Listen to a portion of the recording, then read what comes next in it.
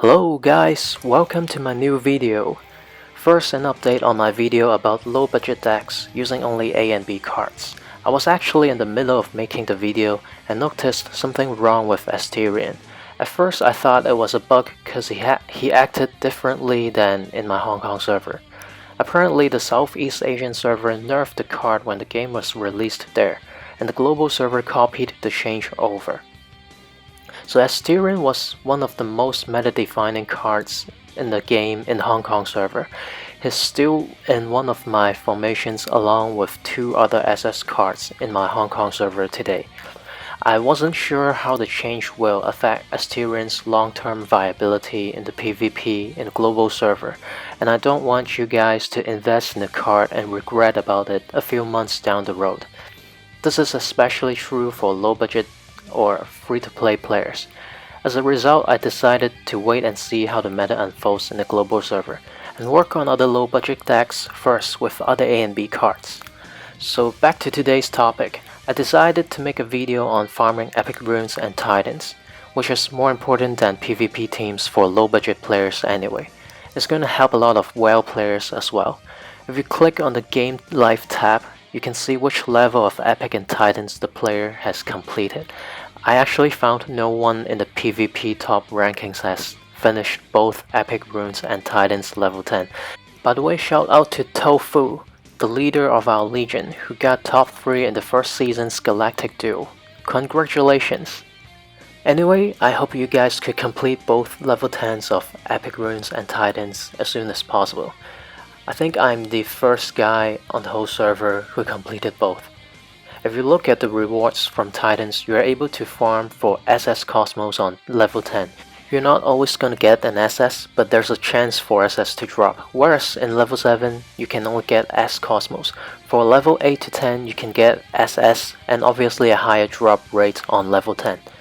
For epic runes, as I mentioned before, it doesn't show here, but for each level we're roughly talking about a difference of 350,000 experience points per day.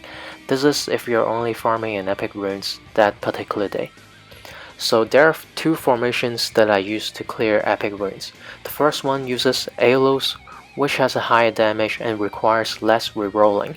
Since he uses 4 mana, we have to include Kiki in this formation. The second one is budget friendly and uses Eo as damage output. As Eo requires less mana, we substitute Kiki with Luna here. So let's take a look at the Cosmos. I used Tenacity for every character on the yellow Cosmos for the HP. Remember, for both formations, all characters are leveled up to at least 5 stars, between level 60 to 70.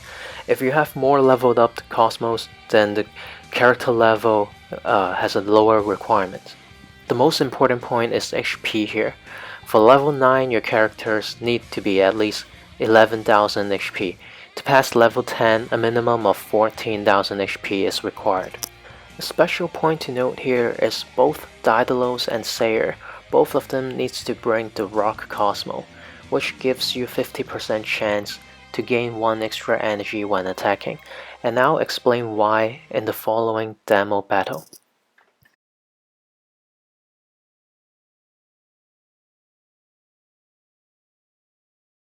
Okay, let's dive into the battle. You might need to reroll quite a lot of times to pass level 9 and 10, but I think it's worth the stamina because of the experience gain after passing it. Okay, see, I had to reroll it as well. And there are two main points to note, or two pitfalls to avoid here.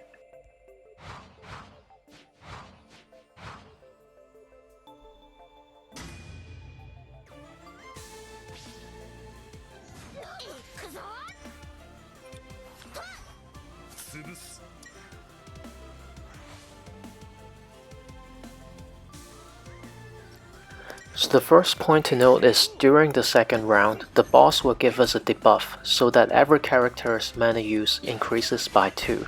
This is where Seiya and Daedalus Rock Cosmo comes in. You see, Aeolus requires 4 mana, which comes to 6 mana after the debuff. Unfortunately, both Seiya and Daedalus didn't get the 1 extra mana here, but Aeolus already put in enough damage during the first round. In general, you should be aiming for splitting the boss in the first 2 to 3 rounds. So after splitting the boss, be careful that the mana increase debuff is still going to be here. So I'm being very careful here, playing safe, saving mana for Marine to heal the whole team. Okay, see here I'm only doing normal attacks. Because there's a requirement to pass level 10, which is all four of the Saints has to be over 50% HP. Keep in mind the stones have the stunning ability, so we have to be careful to keep our HP level high enough. So in round 6, our mana increase debuff is going to be over, and there's one last point to note here. When killing off the stones, after there are only 2 stones left, be sure to kill both of them in a single round. Because if you only kill one of them, the last remaining stone is going to transform back into the boss, which has the AoE ability. And for many times, the boss AoE strike killed my entire team in a one shot. If you're using the EO formation here, it's the same thing. Save Luna's extra turn on EO, so he can kill both stones in a single turn. Okay, here you go. I hope you guys find this tutorial helpful. In the next video, I'm going to talk about Titans level 10. Thank you.